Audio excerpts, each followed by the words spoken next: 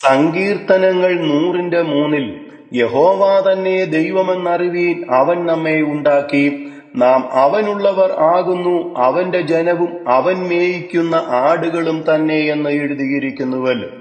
ദൈവത്തിന്റെ ജനമായ ക്രിസ്തുയേശുവിൽ വാത്സല്യ സഹോദരങ്ങളെയും, ഇയ്യോബ് 10:8-9 വാക്യങ്ങളിൽ, നിന്റെ കൈ എന്നെ ഉരുവാക്കി എന്നെ മുഴുവനും ചമച്ചു, നീ എന്നെ കളിമണ്ണുകൊണ്ടെന്ന പോലെ മനഞ്ഞു എന്ന് ദൈവത്തോട് ഇയ്യോബും.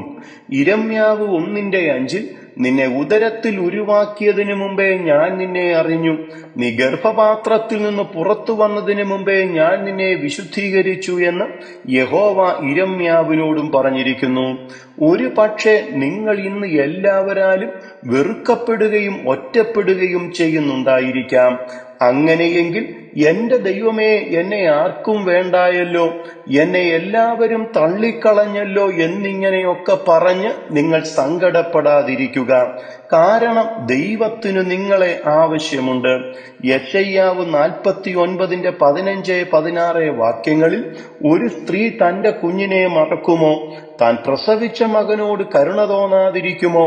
അവർ മറന്നുകളഞ്ഞാലും ഞാൻ നിന്നെ മറക്കയില്ല, ഇതാ ഞാൻ നിന്നെ എന്റെ ഉള്ളംകൈയിൽ വരച്ചിരിക്കുന്നു എന്നും യെശയ്യാവ് 43:1, ഇപ്പോഴോ യാക്കോബേ, നിന്നെ സൃഷ്ടിച്ചവനും ഇസ്രായേലേ, നിന്നെ നിർമ്മിച്ചവനുമായ യഹോവ ഇപ്രകാരം അരുളിച്ചെയ്യുന്നു, ഭയപ്പെടേണ്ട, ഞാൻ നിന്നെ വീണ്ടെടുത്തിരിക്കുന്നു, ഞാൻ നിന്നെ പേർ ചൊല്ലി വിളിച്ചിരിക്കുന്നു, നീ എനിക്കുള്ളവൻ തന്നെ എന്നും യഹോവ തന്റെ ജനത്തോട് പറഞ്ഞതുപോലെ. പ്രിയ സഹോദരങ്ങളെ, നമ്മളുടെ സ്വർഗസ്ഥനായ പിതാവും ദൈവവുമായ യഹോവ ഇന്ന് നിങ്ങളോടും ഇപ്രകാരം പറയുന്നു.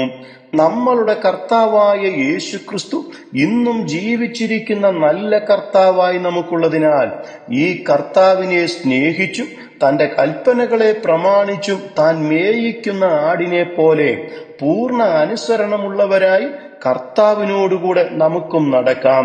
എങ്കിൽ നാം അനാഥരാകുവാൻ ദൈവം ഒരു നാളും സമ്മതിക്കയില്ല. കർത്താവ് അതിന് കൃപ ചെയ്തു തരുമാറാകട്ടെ. God bless you.